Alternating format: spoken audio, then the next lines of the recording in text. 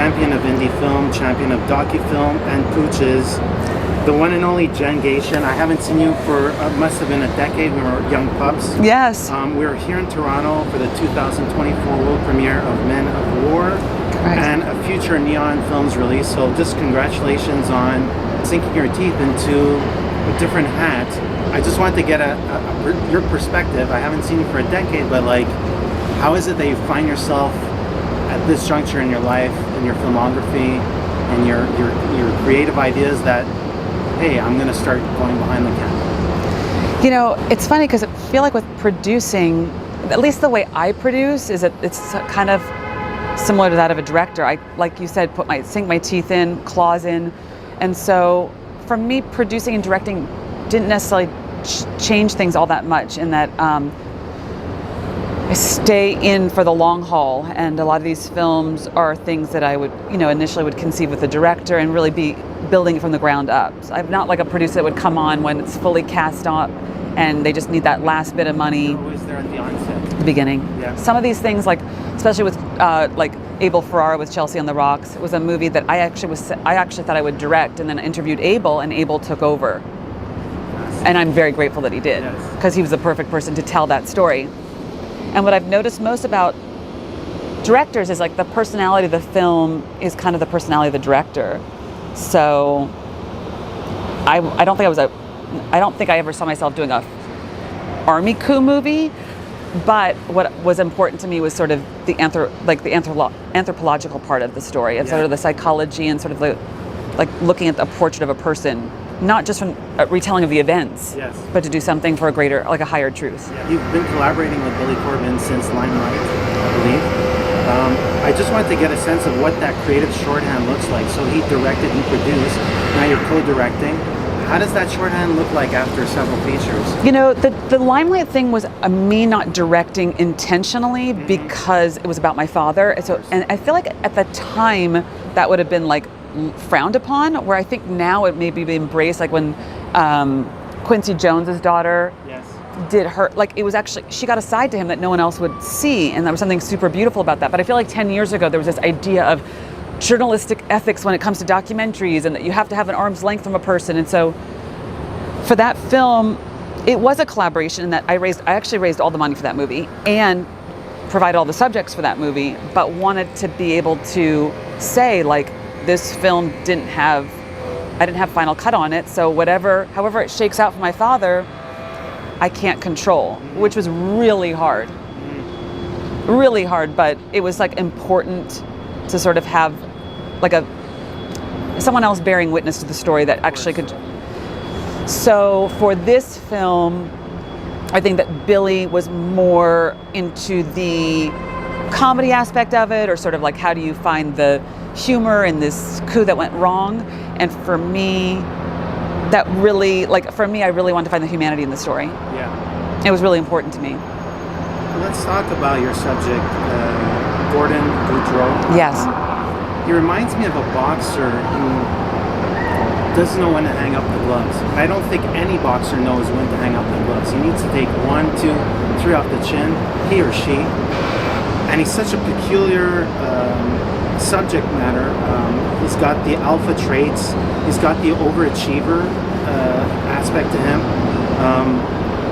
I wanted to get a sense of how you developed a trust factor with this subject, especially since he's a type of personality that I imagine would want to take control of how he's perceived, but also possibly even the doc film to some extent, because the way he projects himself, I imagine he wants that control as well. So how did that negotiation occur? How did that creative dynamic occur? I mean, I imagine. This is such a great question, because the fact that the film took 4.5 years to make is a testament to sort of the trust factor of the subject. And to his credit, I'd say like 60% of the movie is stuff that he shot. Yeah. So he's very aware of the camera and is very aware, obviously, of like how he's perceived. So it did take an enormous amount of time to give him comfort with, being, I don't know, like a lot of the news report on him was so vicious and so like that he'd done this rogue thing and he was this maniac. And in reading about him, that's what actually intrigued me about the story to begin with, is I read the story and was like, there's no way this one guy out of Florida staged a coup at this level without somebody blowing sails and like blowing wind in his sails. Like something's been moving this thing. There's a lot of enablers. A lot. Yeah. But yeah, I mean, I feel like there were a lot of things that he said were outlandish or it sounded outlandish, and then like shockingly he'd have the receipts to them.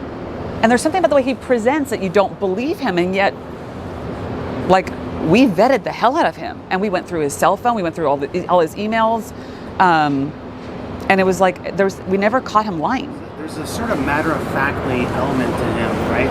Yeah. It's like, it's so preposterous, it's so crazy, and the way he would talk about these things as if it were second nature, and that throws us off because we're all, and especially, I think as a documentarian, you're looking to check cross all the T's, dot all the I's, but due diligence, like it's the most important aspect when presenting a doc like this, so.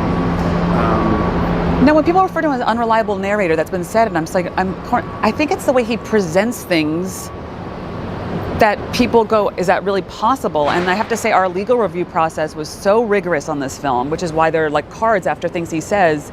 But the denials from the people around him, like, they're a joke. I mean, he has the literal text messages to prove that he was in contact every step of the way. Of course. And what I liked about the strategic aspect of building this narrative is that I kept on thinking that at different junctures there's a fall guy, at different junctures there's a victim, at different junctures there's an aggressor. And what I found fascinating about the doc is that I kept on pivoting. And so how was it organizing the narrative thread, but also organizing all the different truths? Because how one rich guy in Florida perceives things, that's how he perceives things, and that's, for him, it's bulletproof. Right. So how is it for you to sort of like go 2 steps forward, 3 steps back, and build that process, and then carve out a narrative that incorporates all these players, all these talking heads, all these narratives, which are all true?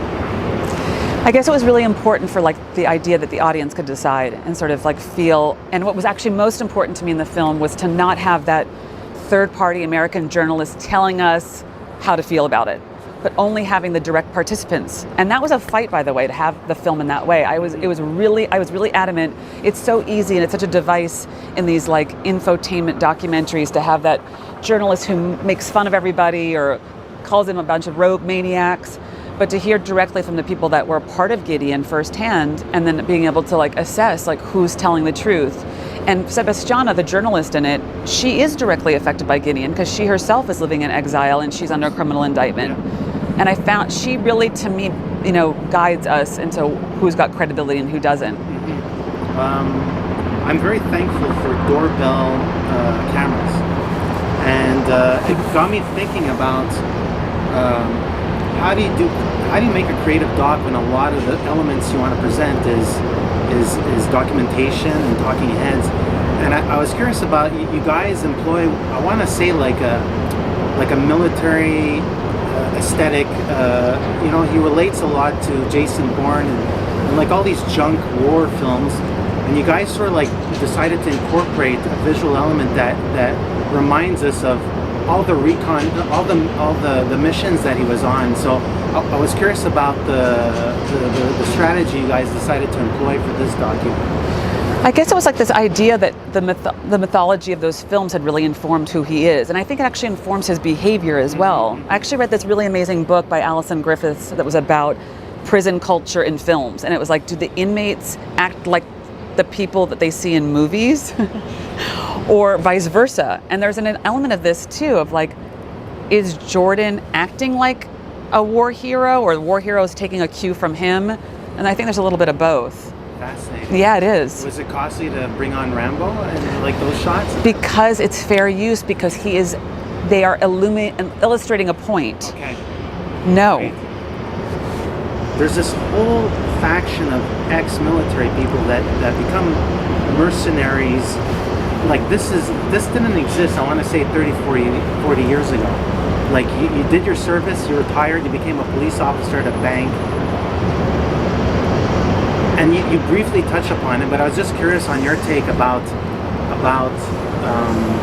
all the silver corps that exist, and it's inherently or directly tied to governments trying to thwart a whole bunch of other governments. You know, the U.S. foreign policy, they have a beautiful track record of fucking up. Big time. And so I was just curious as to, you guys don't go too much in that direction, but you probably have a very strong opinion about this faction. These people exist, you know. There's many Jordans. That was what really drew me to the story, is knowing there's a lot of Jordans out there, and also the privatization of military complex is something that was happening during Afghanistan. There were a lot of private military contractors involved. Yeah. Obviously, Eric Prince sort of really Yes. put people on the map in terms of the fact that there was this whole private military industry out there. And like the film, we had to a certain point, like, find a through line, because this could go on and on in terms of different subject matters. But what was interesting to me is that guys like Jordan make up 1% of the military. That special forces unit is literally, it's actually below 1%. And yet they make up 50% of the private military contractors. So it's a demographic that has a skill set that millions have been poured into them. They come out and they are trained killing machines, and there is no other, this is their skill set. And what do you do? It's like the NFL draft day or something. Yes. They pick out the These are like the best of the best at what they do. But it doesn't, what I learned about this film, I mean, from this film, and I really spent a lot of time in the veteran community and veteran families and sort of trying to understand, like, the struggle to assimilate into civilian society is, people just can't make that transition. Mm-hmm. And there's an infinite amount of resources put into recruiting. Yes. And making sure that the arms come in and the highest technologies happen. But I want to say, like, it's still relatively new that they're good at giving food stamps to people that serve, but there's such a deep lack in the après-war life, and There is. so there has to be more funds put towards that, right? Yeah, I mean, the United States, like, the traumatic brain injury thing is a very real thing, and it's from the cumulative blasts that actually aren't just like being hit in the head. It's like when there's a bomb that goes off, it detonates. Literally the shakiness of your brain is compromised. And so I've read that, like, the elasticity in the brain is almost like an elastic band. And for people that haven't had those cumulative blasts, the elastic band, you can snap back and forth. But you can think of it as a rubber band that's been pulled 100 times. And so there's a lot of really hard, it's very hard to come back from it. And it's not just PTSD or flashes of war. It's like the brain is wired differently after war. And at all places, he feels at peace at shopping malls, which is... Yes.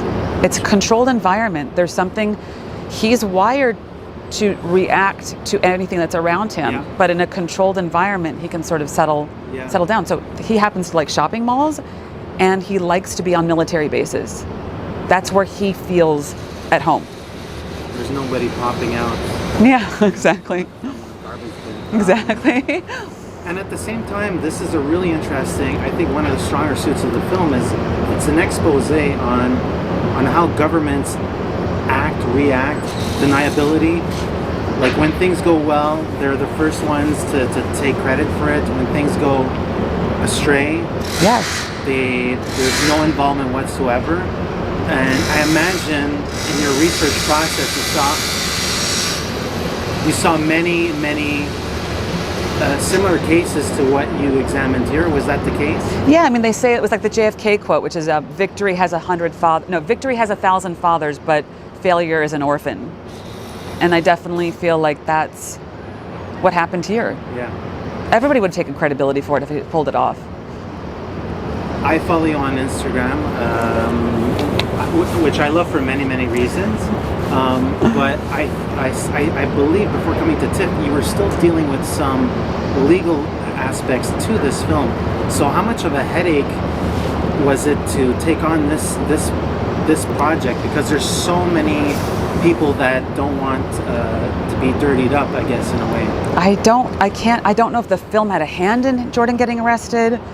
I don't know if it's completely unrelated, but it feels like the story's not over in many ways. It's like, is there a part 2 to this? Yeah. But I really feel strongly, having been through a federal trial, that whatever fights Jordan's had at war, he's in for the fight of a lifetime when it comes to the U.S. government. I took a brief look at your IMDb credits. It looks like you have other things that you're coming out. I don't know if you have, if you can share any details. Sure.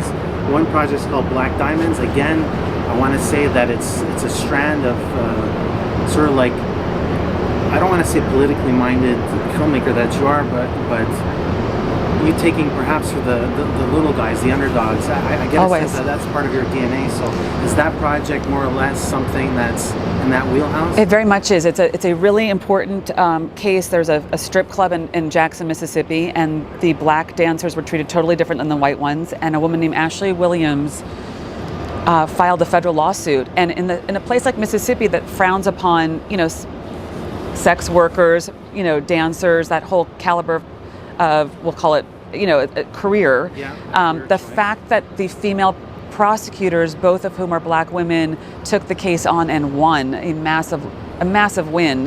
It was something that spoke to me, that it was like really, like you just said, like somebody taking on the establishment. In this case, it was a guy that really had, was her boss and winning. I love those stories. Tell me about the title selection. Why Men at War? The Men of War is really because I realized in doing this film how coming out of the military that there's like a conditioning, and I keep on using the word wired for war, but it's really like there's a kind of person where if a building's on fire, most people tend to run from it, and there is a certain person that is actually running toward it, and that's what really separated this like demographic of people that want to help others, but want to have a victory, that they go towards danger in a way, and their lives are an afterthought. They're putting their lives at risk, are an afterthought. And it's just, in order to be that kind of person, at least in Jordan's case, what I found is that in order to be deployed like this, you have to have as little connections, as little, people in your life, things that matter to you, that you're willing to die for something. And I really believe that Jordan thought he was doing something for the greater good. Hey, this is Eric from IONCINEMA.com. If you want to support us, subscribe below. For more reviews, interviews, film festival coverage from Sundance, Cannes, Toronto, you want to check out these guys on this side.